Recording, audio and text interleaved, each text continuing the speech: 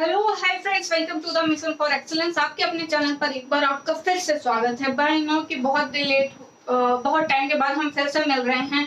तो आपको पता है, जब मैंने लास्ट वीडियो अपलोड किया हुआ था वो मैंने सिस्टर के मोबाइल से किया हुआ था, क्योंकि मेरा मोबाइल उस दिन टूट गया था और जब तक मैं बनवाती लॉकडाउन हो गया था, मिला फोन, उसके बाद मेरे चोट लग गई तो थोड़ा सा टाइम ज्यादा हो गया।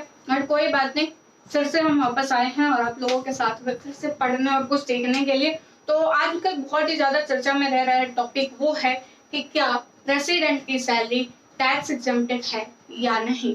यानी कि राष्ट्रपति को जो वेतन मिलता है क्या उस पर उन्हें टैक्स देना पड़ता है या नहीं, और अगर देना पड़ता है तो कितना देना पड़ता है, और भी प्रेसिडेंट्स को क्या क्या इमोल्यूमेंट्स मिलते हैं, क्या क्या अलाउंसेस मिलते हैं और क्या क्या उनके पास प्रिविलेज हैं, उन सब के बारे में हम डिस्कस करेंगे आज बहुत ही डिटेल में।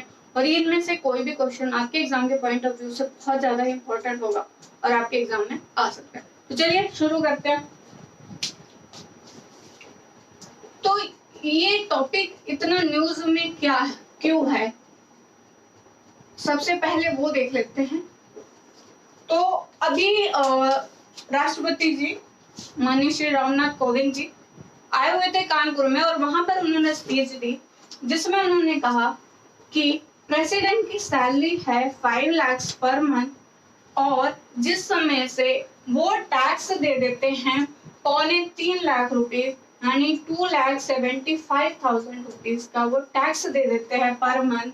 और ये सैलरी बहुत से टीचर्स वगैरह या और भी प्रोफेशन के नाम लिए तो उससे कम होती है या उनसे कम वो से भी कर पाते हैं।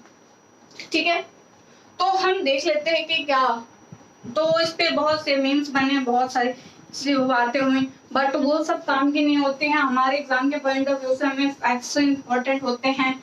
क्या कॉन्स्टिट्यूशन में इसके बारे में मेंशन किया गया है या कौन से एक्ट्स या कुछ भी इससे रिलेटेड कहाँ पे इसके बारे में बात लिखी हुई है, वो चीजें हमारे लिए बहुत इंपॉर्टेंट होती है।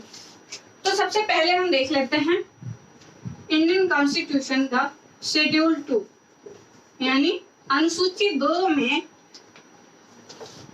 कुछ लोगों के भत्तों यानी इमोल्यूमेंट्स के बारे में बात की गई है। वो कुछ लोग कौन हैं? प्रेसिडेंट ऑफ इंडिया, दूसरा है आपका vice president of India. Sequence में याद करना, आपको कभी कंफ्यूजन नहीं होगी क्योंकि बहुत बार पूछा जाता है कि इनमें से कौन सा शेड्यूल 2 में इंक्लूडेड नहीं है। ठीक है, president of India, vice president of India, उसके बाद हमारे आता है लोकसभा और राज्यसभा। लोकसभा में कौन होते हैं? स्पीकर्स होते हैं। तो आपका हो गया स्पीकर एंड डिप्टी स्पीकर। और उसके बाद में राज्यसभा में कौन होता है? आपके चेयरमैन और डिप्टी चेयरमैन,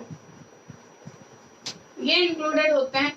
और जो सबसे इंपॉर्टेंट होता है जिसपे एग्जाम में क्वेश्चन आता है वो होते हैं आपके जजेस। उसमें से होते हैं आपके सुप्रीम कोर्ट के भी जजेस और हाई कोर्ट के भी जजेस।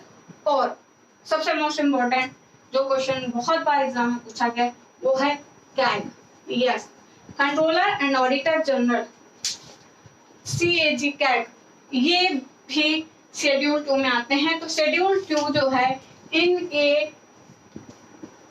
इमोल्यूमेंट्स, इनके प्रिविलेजेस, उसके बारे में बात करता है। ठीक है, तो ये बहुत इंपॉर्टेंट है, याद रखिएगा। तो पहली चीज आपको यहाँ से ये पता चल गई। ठीक है, सारी चीजें हम डिस्कस करेंगे, जिसके लिए आप आए हो वो भी आपको पता चलेगा। दूसरी चीज कहाँ पे डिस्कशन मिलता है वो है आर्टिकल 59 का 3। आर्टिकल 59 का 3 जो है वो प्रेसिडेंट के अलाउंसेस के बारे में बात करता है। प्रेसिडेंट को जो भी अलाउंसेस मिलते हैं उनके बारे में आर्टिकल 59 के 3, 59 आर्टिकल है उसका पार्ट 3 में है, उस पर बात होती है। और यहाँ पे ये भी बात होती है कि उनको एक ऑफिशियल रेजिडेंस मिलता है। ठीक है, और साथ में बहुत सारे अलाउंसेस होते हैं। अगर मैं सारे अलाउंसेस लिखूं तो मैं वो आपको ऐसे ही बता देती हूँ। ठीक है, तो यहाँ पर स्टाफ को मैनेज करने के लिए अलाउंसेस मिलते हैं और ये यहाँ पे नहीं मेंशन है। ठीक है, स्टाफ को मैनेज करने के लिए अलाउंसेस मिलते हैं। इनके पार्टनर के पास में एक पर्सनल असिस्टेंट होता है उसके लिए 30,000 रुपीज मिलते हैं, इनके स्टाफ के लिए 60,000 रुपीज मिलते हैं। साथ में एक मर्सिडीज कार होती है और उसके बाद में telephone bill, mobile bill free है। और साथ में आपका बात करें जो प्रेसिडेंट हाउस है उसको मेंटेन करने के लिए 2.25 यानी 2.25 करोड़ रुपए उसके मेंटेनेंस के लिए अलॉट होते हैं। तो ये यहाँ पर बात है, ठीक है। यहाँ पर केवल इतना ही मेंशन हुआ है कि क्या क्या अलाउंसेस मिलते हैं। तो आर्टिकल्स वो आपसे पूछ सकते हैं। तो आर्टिकल है आपका 59 का 3। तो 2017 इससे पहले जो प्रेसिडेंट की सैलरी थी वो 1.5 लाख थी, ठीक है। इस 2017 में चेंज हुई और ये हो गई 5 लाख। अब अगर इंडिया में हम टैक्स स्लैब्स की बात करें तो मैक्सिमम जो टैक्स देना होता है वो होती है 30%, यानी 30% आपको सैलरी पे टैक्स देना पड़ेगा। बहुत ही रेयर केस होते हैं जहाँ पे कि इनकम 2 करोड़ के ऊपर पहुंच जाए तो शायद वहाँ पे कुछ 42% वगैरह टैक्स देना पड़ता है, बट मैक्सिमम एक सैलरी पर्सन का 30% ही टैक्स डिडक्ट हो सकता है मैक्सिमम, ठीक है। ये मैक्सिमम है। तो अगर आप 5 लाख का 30% निकालें तो ये कुछ रफली 1.5 लाख अराउंड होगा। एग्जैक्ट नहीं कैलकुलेट किया, बिना कोई सेविंग दिखाए, बिना कुछ, ठीक है। बट प्रेसिडेंट सर ने कितना कहा है? 2,75,000। अब देखिए उनके कहने की बातें अगर हम देखें बहुत डिटेल में जाए तो 2-3 चीजें हो सकती हैं। एक डायरेक्ट टैक्स तो इतना ही लगता है, ठीक है, बट इनडायरेक्ट टैक्स ले ले, जैसे हम लोग देते हैं, ये मार्कर खरीदा उस पे भी टैक्स है, बोर्ड खरीदा उस पे भी टैक्स है, वॉच खरीदी उस पे भी टैक्स है। तो हर एक चीज पे आपको टैक्स देना ही पड़ता है। वो निकाल ले तो शायद हो जाए, क्योंकि ये 2,70,000 जो है अगर उसको 5 लाख पे से देते हैं तो ये 55% हो जाता है, जो कि बहुत ज्यादा है। और ये तब है जब बिना कोई सेविंग्स दिखाए, क्योंकि आपको भी पता है बहुत सारे डिडक्शन होते हैं, बहुत सारे तरीके से सेविंग्स की जाती हैं, ठीक है।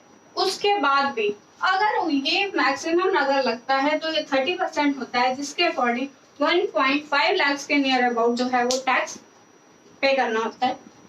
बाकी अब ऐसे क्यों बोला ये वही जाने, शायद डायरेक्ट इनडायरेक्ट टैक्स सारे ही लगा लिए, ठीक है। तो यहाँ से आपको ओवरऑल ये चीजें समझ में आ गई होंगी।